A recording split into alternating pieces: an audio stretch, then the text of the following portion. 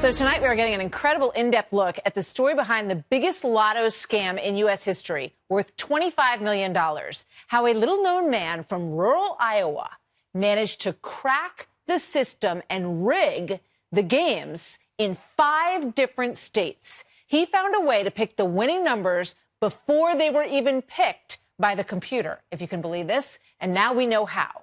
The answer lies in this grainy surveillance tape that was taken from a Quick Trip gas station off Interstate 80 in Iowa. It raised a lot of eyebrows back in 2010 when the man you see here wearing the hoodie and hiding his face comes in and purchases a ticket that would later be worth $16 million. But when it came time to claim the prize, he never showed up.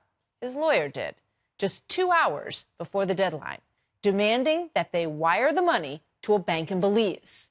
Something did not smell right. So that put the FBI in the position to put this young prosecutor named Rob Sand on this case. And he found some disturbing similarities in winning tickets that were sold on the same dates each year.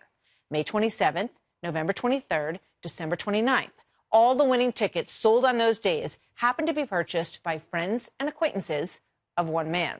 His name was Eddie Tipton, and he happened to be a top IT worker at the agency that coordinates the lotteries between the states. Rob Sand, the man who cracked this case, joins me now. Rob, good to see you tonight. This is quite a story. Thank you very much, Martha. So, for people who are not computer hackers, explain in layman's terms, how did he do this? Essentially, he had the job of writing code to pick the winning numbers, and what he did was he added just a couple lines of code that would enable him on certain days of the year to actually use a formula to know what the numbers would be. Rather than having to pick from one in millions, he would be able to narrow down his odds substantially. I mean, it's incredible. And when you got this case kind of tossed onto your desk as a young prosecutor, and you start looking at this video and you start kind of piecing things together, how did you begin to crack this case? Well, we had a great team to work with. Special agents in the Iowa Division of Criminal Investigation, Matt Anderson and Don Smith, were incredibly helpful. Terry Rich and Rob Porter at the Iowa Lottery were incredibly helpful. We had helpers in Colorado and Wisconsin as well.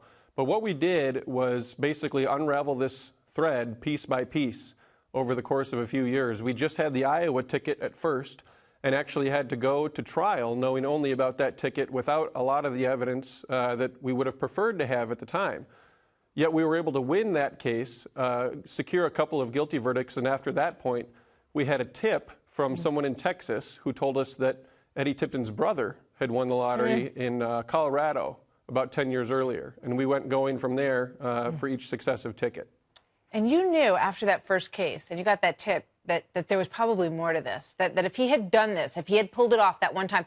And it's also interesting when you talk about all of the people he worked with at the lottery organizations, they looked at the video and helped you guys find him, right? And they were shocked that this guy that they worked with could be pulling this off. Yeah, it's really an incredible story. People said things like, "It was like finding out that my mother was an axe murderer," was the quote from one of his best friends who had worked side by side with him for over a decade. I mean, people were very blindsided by the idea that he could do this, but he was someone who had the opportunity to do it and the know-how to do it and the motivation to do it. So have they fixed this? I mean, if anything, today people are even more sophisticated at being able to hack into systems. So how do you know this isn't happening again?